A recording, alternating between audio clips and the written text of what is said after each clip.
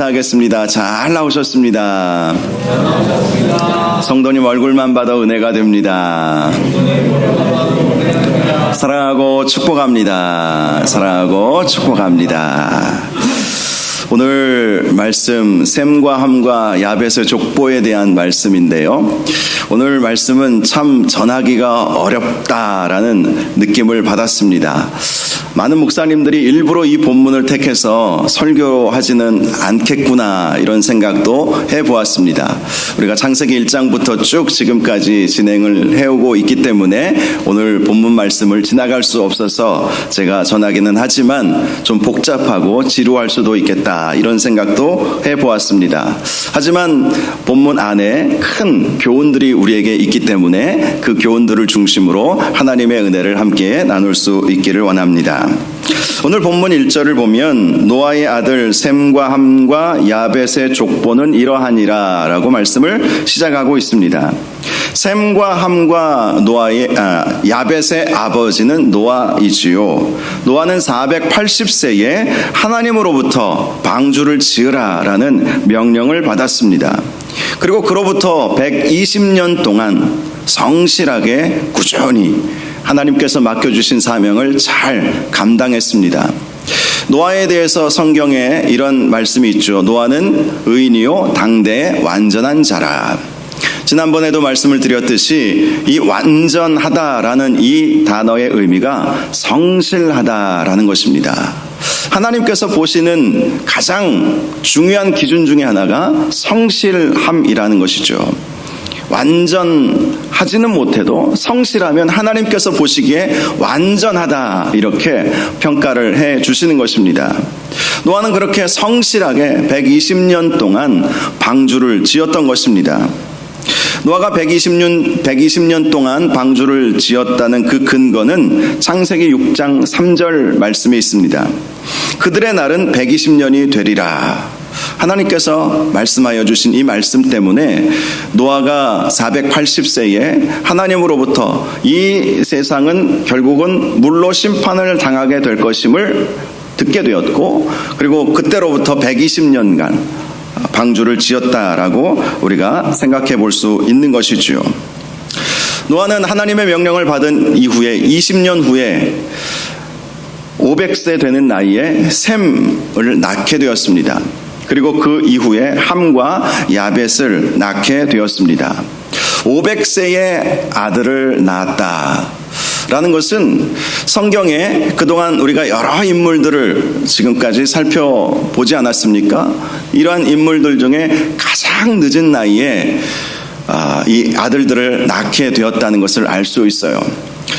왜 이러한 늦은 나이에 아들을 낳을 수밖에 없었을까? 두 가지 개연성이 있습니다. 첫 번째는 이 노아가 늦은 나이에 결혼을 하지 않았을까? 이런 생각을 하나 해볼 수 있지요. 그런데 당시 그렇게 늦게 결혼하는 것은 이유가 되지 않는 것으로 보입니다. 두 번째 이유는 그가 일찍 결혼을 했어도 이 자녀를 출산하지 못했다고 볼 수 있는 것이죠. 500세라고 하는 나이는 굉장히 늦은 나이였습니다. 아담은 130세에 셋을 낳았죠. 그리고 셋은 105세에 에노스를 낳았고, 에노스는 90세에 게난을 낳았고, 게난은 70세에 마할랄레를 낳았습니다. 마할랄레는 65세, 야렛은 162세, 에녹은 65세, 무드셀라는 187세, 라멕은 182세에 노아를 낳았습니다.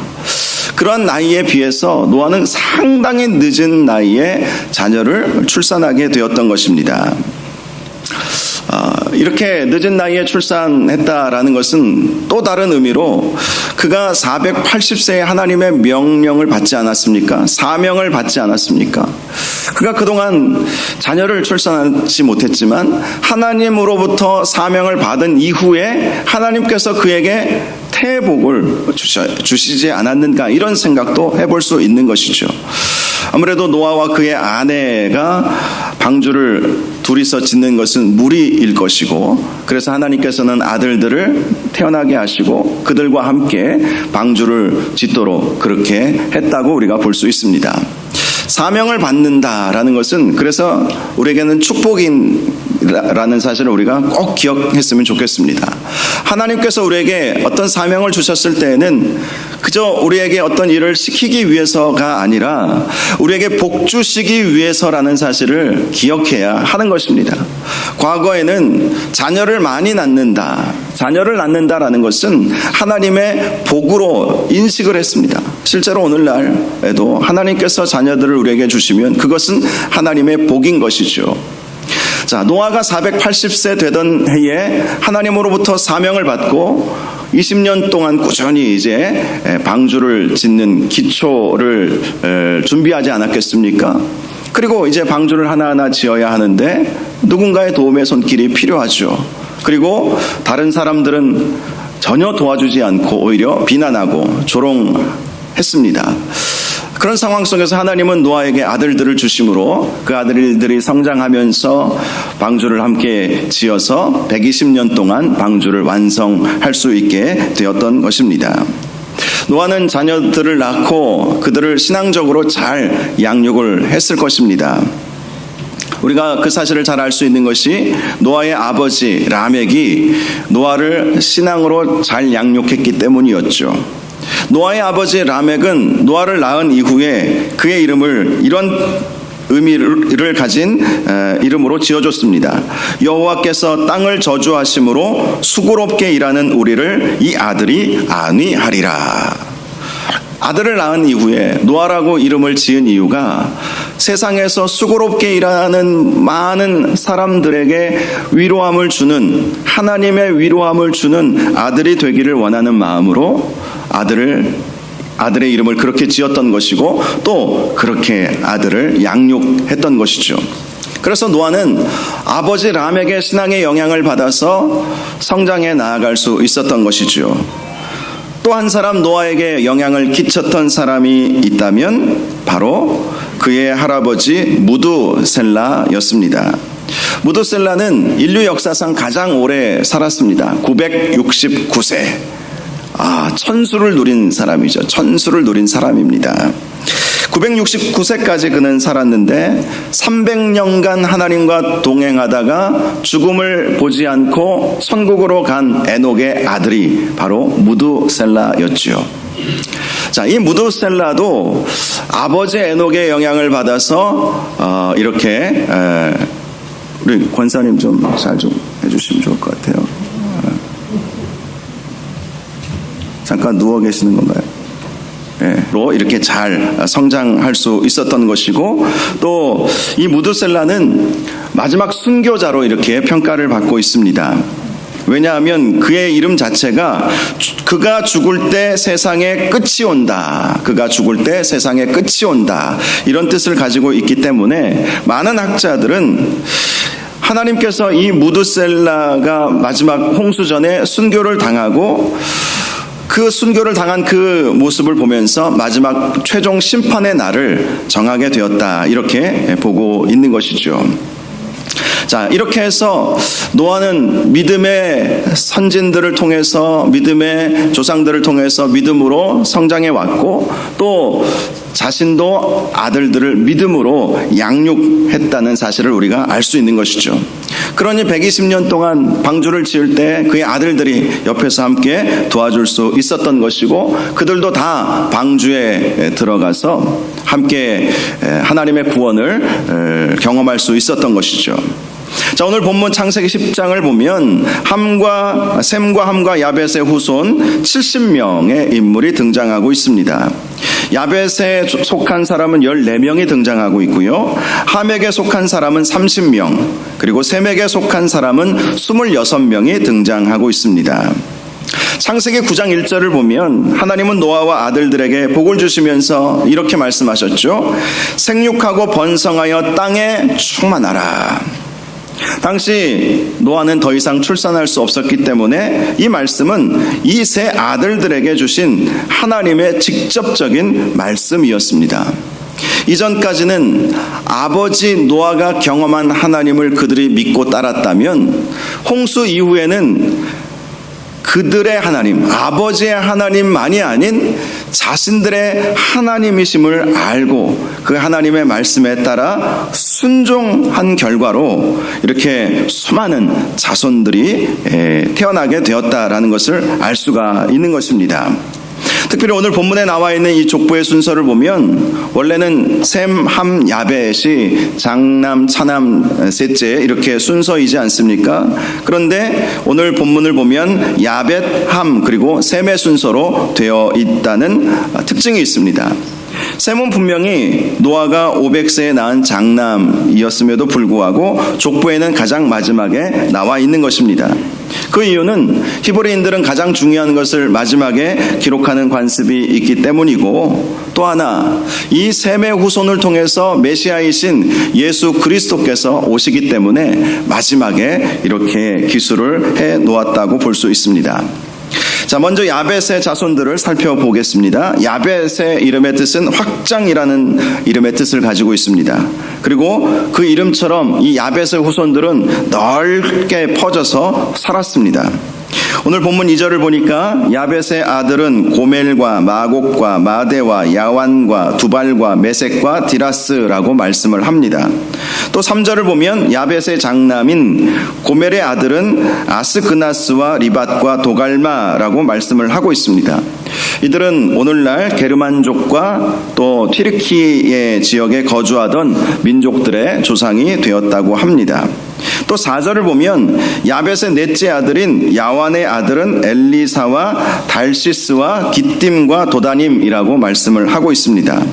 특별히 이 기띔이라고 하는 이 사람이 등장을 하는데, 이들은 키프리스 섬과 지중해 연안에 살던 민족으로 성경에 자주 등장하는 그러한 족속이기도 합니다.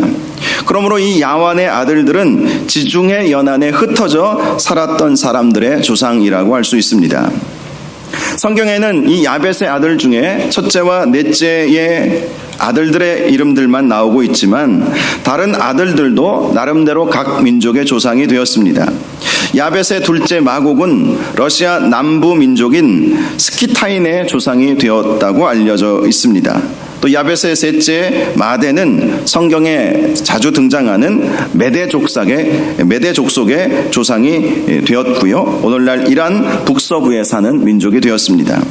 또 야곱의 다섯째 두발은 오늘날 튀르키예에 사는 민족이 되었고요. 여섯째 메섹은 오늘날 이 카프카스 지역이라고 그러죠. 아르메니아, 조지아, 아제르바이잔 이 지역에 사는 사람들의 조상이 되었다고 알려져 있습니다. 그리고 7번째 디라스는 이탈리아 반도와 오늘날 스페인 땅에 사는 사람들의 조상으로 보고 있습니다. 즉 이 야벳의 자손들은 지중해와 또 지중해 연안의 모든 섬들을 중심으로 동쪽으로는 튀르키예, 서쪽으로는 오늘날 스페인, 북쪽으로는 러시아 남부 지역까지 넓게 흩어져 살았다라는 것을 알 수가 있는 것입니다. 그래서 이 야벳의 아들들은 이 유럽 민족의 조상이 된 것이지요. 6절에서 20절까지 말씀을 보면 함의 족보에 대해 말씀하고 있습니다. 6절을 보면 함의 아들은 구스와 미스라임과 붓과 가나안이라고 말씀하고 있습니다. 7절과 8절을 보니까 함의 장남 구스의 아들들은 스바, 하윌라, 삽다, 라마, 삽드가 그리고 니므롯이었다라고 말씀을 합니다. 구스라고 하는 이 사람은 구스 민족, 이 구스도 성경에 자주 등장하는 민족이죠. 이들은 오늘날 북아프리카 에티오피아를 중심으로 흩어져 살았던 사람들이었습니다. 특별히 그의 아들의 이름이 스바와 하윌라라는 이름을 통해서 그들이 어디에서 살았는지 조금 더 구체적으로 알 수 있게 됩니다. 스바는 아라비아 반도 남쪽에 있는 나라였는데요, 솔로몬을 찾아왔던 스바 여왕으로 아주 유명한 나라이지요. 또 하윌라는 모래 땅이라는 의미를 가지고 있습니다. 즉 이들이 살았던 지역은 오늘날 아라비아 반도를 중심으로 이들이 살았구나라는 사실을 발견할 수가 있습니다. 그런데 8절을 보면 구스의 막내 아들 중에 니므롯이라고 하는 사람이 등장합니다. 니므롯은 세상의 첫 용사라고 표현을 하고 있습니다. 이 말씀은 니무롯이 당시에 아주 강력한 도시국가를 형성했다는 의미를 말씀하는 것입니다. 실제로 10절 이하의 말씀을 보면 그의 나라는 시날 땅의 바벨과 에렉과 악갓과 갈레에서 시작이 되었다고 말씀합니다. 또 그가 아수르로 나아가 니느웨와 르호보딜과 갈라와 및 니느웨와 갈라 사이에 레센을 건설했다라고 말씀하고 있습니다. 또 이 레센은 큰 성읍이었다라고 말씀을 하고 있는 것이죠. 즉 구스의 아들 니므롯은 역사적으로도 아주 유명한 메소포타미아 지역의 문명 형성에 영향을 끼쳤다는 것입니다. 역사가 요세푸스라는 사람이 있습니다. 예수님 시대에 현존했던 그러한 사람인데요. 이 요세푸스에 의하면 이 니므롯은 바벨론으로부터 시작하여 아수르에 이르는 시날 평지 전체를 정복하였을 뿐만 아니라 그곳 사람들을 선동하여서 바벨탑을 쌓게 한 장본인이라고 언급하기도 합니다. 9절 말씀을 보면 그가 여호와 앞에서 이런 표현이 있죠. 여호와 앞에서 용감한 사냥꾼이었다. 이것은 좋은 의미의 단어가 아닙니다. 이 말씀은 그가 하나님을 거스른 사람이라는 것을 말하는 것입니다. 즉 그가 만든 문명은 하나님의 뜻과는 전혀 상관없는 자기만의 문명을 만들었다는 것입니다. 마치 가인의 후손 라멕이 그의 자손들을 통해서 세상의 문명을 발전시켰지만 하나님과는 전혀 상관없는 문명을 만든 것처럼 이 니므롯도 하나님을 대적하는 문명을 만들었다는 것이죠. 그래서 바벨탑을 쌓도록 사람들을 선동했다는 것을 알 수 있는 것입니다. 또 13절과 14절을 보면 함의 둘째 아들 미스라임은 루딤, 아나밈, 르하빔, 납두힘, 바드루심, 가슬루힘, 갑도림을 낳았다라고 말씀을 합니다. 그리고 가슬루임에게서 블레셋이 나왔다, 이런 말씀이 나와 있습니다. 이 블레셋은 이스라엘과 가나안 땅에서 치열하게 계속해서 전투했던 민족이었습니다. 그러나 이 블레셋은 원래는 가나안 원주민은 아니었습니다. 이들은 본래 이집트가 애굽이 그들의 본 거주지였습니다. 한마디로 함의 둘째 아들 미스라임은 이집트 민족의 조상이 되었다라는 사실을 알 수 있는 것입니다. 또 15절 이하의 말씀을 보면 함의 넷째 아들 가나안은 장자 시돈과 헷을 낳았고 여부스 족속, 아모리 족속, 기르가스 족속, 히위 족속, 알가 족속, 신 족속, 아르왓 족속, 스말 족속, 하맛 족속, 이 11개의 족속을 이루었다라고 말씀하고 있습니다. 그런데 우리가 잘 알고 있듯이 가나안 족속은 원래 7족속이지 않습니까? 그러므로 이 가나안의 아들들 11명이 족속을 이루었지만 시간이 흐르면서 7개의 족속으로 통합되었다는 사실을 알 수가 있는 것이죠. 19절을 보면 이들이 거주했던 곳은 시돈에서부터 그라를 지나 가사까지와 소돔과 고모라와 아드마와 스보임을 지나 라사까지였다라고 말씀하고 있습니다. 오늘날 팔레스타인 지역에 이들이 골고루 흩어져 살았다는 것입니다. 특별히 그들 중에 헷 족속이 등장하죠. 이 헷 족속은 바다 건너 오늘날 튀르키예 지역까지 진출해서 히타이트 제국이라고 하는 고대 아주 명성을 날렸던 그러한 제국을 건설하기도 했습니다. 이들은 가나안 땅뿐만 아니라 아나톨리아 반도, 메소포타미아 북부 지역까지 점령하면서 수백 년간 고대 근동의 강력한 제국을 형성했던 것입니다. 또 21절 이하의 말씀을 보면 셈의 후손들에 대해서 말씀해주고 있죠. 먼저 21절을 보면 셈은 에벨 온 자손의 조상이요 야벳의 형이라고 말씀을 합니다. 에벨은 셈의 셋째 아들인 아르박삿의 손자였습니다.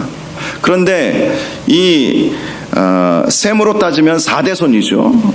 그런데 이렇게 가장 먼저 셈에 대해서 설명할 때 에벨 온 자손의 조상이라고 이렇게 표현을 하고 있는 것입니다. 그것은 이 에벨 온 자손이 오늘날 이 메소포타미아를 중심으로 형성되었던 고대 수메르 문명의 조상이었기 때문이었습니다. 대부분의 역사학자들은 수메르 문명이 인류 역사상 가장 오래된 문명으로 보고 있습니다. 이 수메르 문명 가운데에는 수메르 문자들이 있죠. 그래서 상형 문자, 이런 문자들이 나중에 중국에 들어가서 중국의 한자에 영향을 끼쳤다라고 그렇게 보고 있지 않습니까? 그러니까 과거에 이 메소포타미아를 중심으로 해서 발전된 그러한 아주 찬란한 문명을 이루었던 그들의 조상이 바로 이 셈이었다라고 말씀하고 있는 것입니다. 또 야벳의 형이라고 이 사실을 강조한 것은 노아가 예언한 대로 야벳이 셈의 장막에 거하기 때문이었습니다. 셈을 통해서 그리스도께서 오시지 않습니까? 그리고 그 그리스도를 야벳의 후손이 받아들이죠. 자, 이렇게 이해를 하시면 되겠어요. 자, 이스라엘에서 예수님께서 태어나셔서 이스라엘 민족, 히브리 민족의 자손으로 예수님이 오시지 않았습니까? 자, 이 복음은 이스라엘에서부터 시작이 됐습니다. 그런데 이 복음이 넓게 확산된 것은 로마 제국이 복음을 받아들임으로 인해서 전 유럽에 복음이 들어가게 된 것이죠. 그리고 전 유럽에 퍼지게 된 그 복음이 나중에는 아메리카 대륙까지 가지 않습니까? 북아메리카, 남아메리카 이 지역까지 가게 되고 또 미국으로 가서 청교도를 중심으로 세워졌던 그 미국에서 많은 선교사님들이 한국에 오지 않았습니까? 그리고 우리 한국에 와서 또 교회들이 많이 세워지고 한국에 있는 선교사님들이 또 세계 열방에 가서 복음을 전하는 그런 놀라운 역사가 있게 되었던 것이죠. 바로 그러한 앞으로 이루어질 일에 대한 예언의 말씀이 이 셈은 야벳의 형이다라는 것을 말씀하면서 그렇게 강조했다고 볼 수 있지요. 22절을 보면 셈의 아들은 엘람, 아수르, 아르박삿, 룻, 아람이라고 말씀을 합니다. 이들은 주로 티그리스 유프라테스 강을 중심으로 흩어졌던 사람들의 조상들이었습니다. 또 23절을 보면 셈의 막내 아들 아람은 우스, 훌, 게델, 마스라고 말씀하고 있습니다. 이 우스는 욥의 고향입니다. 욥기에 나와 있는 욥의 고향이 바로 이 우스였죠. 욥은 셈의 후손으로 아브라함과 동시대에 살면서 하나님을 잘 섬겼던 사람이었죠. 바로 이 우스가 욥의 고향이죠. 또 24절을 보면 셈의 셋째 아들 아르박삿은 셀라를 낳았고 셀라는 에벨을 낳았다. 앞에서 말씀드린 에벨이 다시 등장하고 있습니다. 성경에는 생략되어 있지만 셈의 아들 중 첫 번째 엘람은 현재 이란 남서부 지역의 조상이 된 엘람족의 조상이 되었고요. 아수르는 말 그대로 아수르 제국을 만든 아수르 민족의 조상이 되었습니다. 또 룻기에 나와 있는 모압 여인 룻은 아닙니다. 이 룻은 아람 쪽의 조상이 되었다고 보고 있습니다. 특별히 25절 이하의 말씀을 보니까 셈의 손자인 에벨의 족보를 자세히 기록하고 있는 것을 볼 수 있습니다. 에벨은 두 아들을 낳았는데 벨렉과 욕단이라고 말씀을 하고 있습니다. 그리고 벨렉의 때에 세상이 나뉘었다라고 말씀합니다. 세상이 나뉘었다는 것은 바로 이 벨렉의 시대에 바벨탑 사건이 일어나서 하나님께서 모든 사람들의 언어를 흩으시는 일이 있지 않았습니까? 바로 그 사건이 이 벨렉의 때에 일어나게 되었다라는 것입니다. 그리고 26절에서 29절까지 보면 욕단의 아들들의 이름이 나오지요. 알모닷, 셀렙, 하살마웻, 예라, 하도람, 우살, 디글라, 오발, 아비마엘, 스바, 오일, 하윌라, 요답 이렇게 말씀합니다. 이들은 주로 오늘날 아랍 민족의 조상들이 되었습니다. 성경을 보면 이렇게 셈의 족보를 설명하면서 셈의 증손자들인 에벨의 후손들에 대해 자세히 기록한 이유가 무엇일까라는 궁금증을 가질 수 있습니다. 그 이유는 이 에벨로부터 벨렉으로 이어지는 히브리 민족이 등장하게 되었고요. 또 욕단으로 이어지는 아람 민족이 이렇게 등장하게 되었기 때문이었습니다. 즉 당시 이 창세기를 쓴 모세는 히브리 민족과 아랍 민족은 공통의 조상이다라는 사실을 강조했던 것이죠. 오늘날에는 이 이스라엘과 이 아랍이 얼마나 싸웁니까? 그런데 원래는 한 뿌리를 가지고 있는 민족이었다는 것이죠.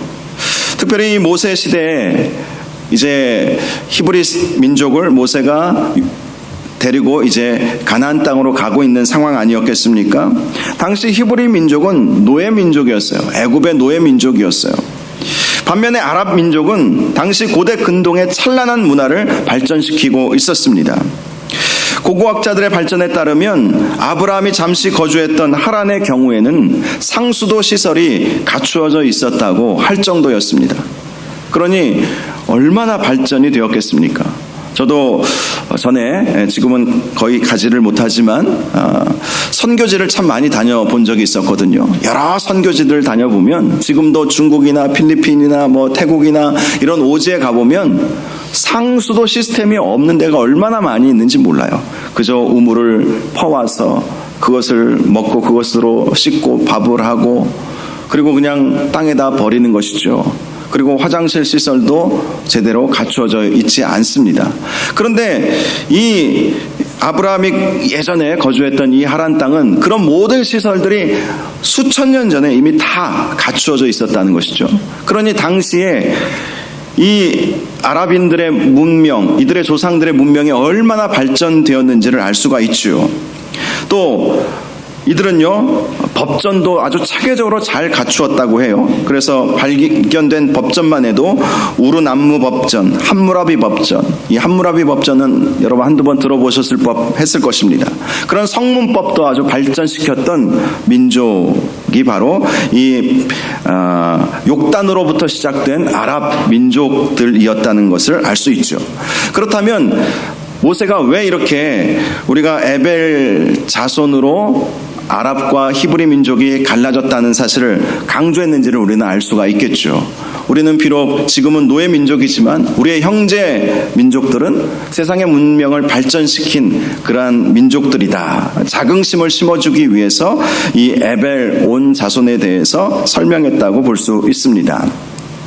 특별히 이렇게 셈과 함과 야벳의 족보를 보면서 공통적으로 나오는 설명이 있습니다. 5절을 보면 이들로부터 여러 나라 백성으로 나뉘어서 각기 언어와 종족과 나라대로 바닷가의 땅에 머물렀다. 이런 말씀이 있죠. 이 바닷가는 지중해를 말하는 것입니다. 이 야벳의 후손들은 지중해를 중심으로 살았던 민족이었던 것이죠. 또 20절을 보면 각기 족속과 언어와 지방과 나라대로였더라 라고 말씀합니다. 또 31절에도 그 족속과 언어와 지방과 나라대로였더라 이렇게 말씀을 하고 있습니다. 즉 셈과 함과 야벳의 후손들을 통해서 각 족속이 나누어졌고 언어도 달라졌고 각 지방과 나라가 형성이 되었다라는 것을 말씀하고 있는 것입니다. 이 말씀은 셈과 함과 야벳이 생육하고 번성하여 땅에 충만하라라는 하나님의 명령을 잘 수행했다라는 것을 보여주는 것입니다. 이 하나님의 명령은 심판 이후에 세상을 다시 회복시키시려는 계획에서 나온 명령이었습니다. 마지막 시대에 우리 주님의 재림과 함께 오게 될 심판도 그런 관점으로 우리가 해석해야 합니다. 심판이라고 하는 것은 멸망을 위한 것이 아니라 새로운 회복을 위한 것이다. 이것을 이 족보를 통해서 우리에게 보여주고 있는 것입니다. 실제로 우리 주님께서 재림하심과 동시에 이 세상은 새로운 세상이 시작이 될 것입니다. 그리고 저와 여러분은 새 하늘과 새 땅에서 살게 될 것이고 새 예루살렘의 백성이 될 것이죠. 우리 인생 가운데에서도 경험하게 되는 하나님의 심판과 징계도 마찬가지입니다. 하나님의 심판과 징계는 우리를 새롭게 하시려는 하나님의 계획 속에서 이루어지고 있다는 것입니다. 그러므로 우리가 인생을 살면서 하나님께서 지금 나를 징계하고 계시는 것은 아닌가 이런 생각이 든다면 바로 회개의 자리로 나아가시고 다시 하나님의 말씀으로 돌아가셔서 하나님의 말씀에 순종하는 삶을 살기를 바랍니다. 그러면 하나님의 그러한 징계가 오히려 우리에게는 전화위복의 기회가 될 것입니다. 또 하나님의 복을 더 크게 받는 계기가 된다는 것을 잊지 말아야 하는 것입니다. 마지막으로 32절을 보면 셈과 함과 야벳의 족보를 총정리하면서 이들은 그 백성들의 족보에 따르면 노아 자손의 족속들이요 홍수 후에 이들에게서 그 땅의 백성들이 나뉘었더라 라고 말씀하고 있습니다. 이 말씀의 교훈은 온 인류는 하나님께서 구원을 베풀어 주시고 하나님과 동행했던 노아로부터 이어진 믿음의 후손들이다라는 것을 말씀하는 것입니다. 즉 하나님의 관심은 이스라엘에게만 있는 것이 아니라 여전히 복음을 잃어버린, 하나님을 잃어버린 노아의 후손들이라 하면 원래 하나님의 자손이고 믿음의 자손들이 되어야 되지 않겠습니까? 그런데 하나님을 잃어버리고 복음을 잃어버린 그들에게 우리 하나님은 계속해서 관심을 갖고 계신다라는 것을 말씀해 주는 것이죠. 노아로부터 온 민족, 온 지역, 온 나라들이 형성이 되었기 때문에 하나님 보시기에 버릴 나라, 버릴 민족은 하나도 없다는 것이죠. 그래서 우리는 그러한 하나님의 마음을 알기에 복음을 잃어버린, 하나님을 잃어버린 나라와 민족들에게 나아가서 복음을 전하는 선교의 사명을 감당해야 하는 것입니다. 더 나아가서 세상은 원래 한 가족 공동체가 되어야 함에도 불구하고 여전히 미움과 다툼과 전쟁이 있지 않습니까? 이들을 향해서 우리가 할 수 있는 일은 평화를 전하는 아름다운 발이 되어야 한다는 것입니다. 어찌 되었던 평화를 위해서 우리가 살아가야 하는 것이죠. 올해 6월 이제 호국보훈의 달이죠. 호국보훈의 달, 남과 북의 관계에 있어서도 우리는 항상 평화의 관점에서 남과 북을 바라보아야 합니다. 물론 이것이 쉬운 일이 아니에요. 북한은 평화를 원치 않은 것처럼 보이기 때문에 우리가 어떻게 북한과 평화를 이루고 통일을 이룰 수 있을까, 이런 생각을 할 수밖에 없는 것도 사실입니다. 그럼에도 불구하고 이 평화라고 하는 것은 남과 북의 문제가 아니라 온 세계 안에서 하나님께서 우리를 노아의 후손으로 우리를 이 세상에 태어나게 하셨기 때문에 정말 하나 되게 만들고 평화를 만들어내는 일에 있어서 우리가 앞장서고 위에서 기도해야 한다는 것입니다. 저와 여러분이 이러한 사명을 잘 감당할 수 있기를 주님의 이름으로 축복합니다. 특별히 우리가 감당해야 할 것은 우리의 자손들이 하나님 안에서, 복음 안에서, 예수 그리스도를 믿는 믿음 안에서 우리의 가문을, 우리의 가정을 잘 만들어 가야 한다는 것입니다. 그래서 우리의 가문이 오늘 이 족보 가운데 보면 하나님을 대적하고 헛된 문명을 만들고 이런 사람들도 등장하고 있지 않습니까? 하나님의 나라에 우리 가문의 족보는 분명히 기록되어 있을 것입니다. 또 기록해 나가실 것입니다. 하나님은 분명히 그렇게 하실 것 같다는 생각이 들어요. 한 10여 년 전쯤 모르는 번호로 저에게 전화가 온 적이 있었는데요.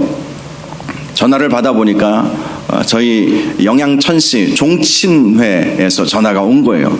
그러면서 족보를 만들었는데 10만 원을 좀 보내면 그 족보를 드리겠다는 거예요. 그래서 종친회에서 직접 전화까지 왔는데 제가 전화 계좌번호 달라고 해서 10만 원을 보내드리고 족보를 받았어요. 보니까 하나도 모르겠더라고요. 저하고는 전혀 상관이 없는 그런 분들의 이름만 쫙 이렇게 기록이 되어 있는 것을 보았는데, 사실 우리가 생각해 보면 우리의 조상들 알지도 못하고 내가 어느 뿌리인지 우리가 깊이 관심을 갖지 못한 것도 사실이지만 중요한 것, 놓치지 말아야 할 것이 하나 있습니다. 우리는 노아의 후손이다. 아담과 노아의 후손으로 믿음의 후손이 되어야 되고, 또 우리의 후손들도 믿음의 가문을, 믿음의 후손을 이루어 가야 할 사명이 우리에게 있다. 이 사실만큼은 우리가 잊지 말아야 할 것입니다. 저와 여러분이 생육하고 번성하여 땅에 충만하라 라는 이 하나님의 말씀을 잘 순종하시고 또 믿음의 가문을 잘 만들어 가심으로 인해서 하나님께서 기뻐하시는 가문으로, 하나님께서 기뻐하시는 가정을 만들어 가실 수 있기를 주님의 이름으로 축원합니다. 우리 함께 찬양하고 기도하는 시간을 갖겠습니다. 원하고 바라고 기도합니다. 우리가 원하는 것, 또 우리가 바라는 것, 우리가 기도해야 할 제목이 무엇인가, 오늘 이 찬양을 통해서 한 번 더 확인하시고 또 우리의 가정이, 또 우리의 가문이 하나님을 기쁘시게 해드리는 복된 가문이 될 수 있도록 기도하는 시간 갖도록 하겠습니다.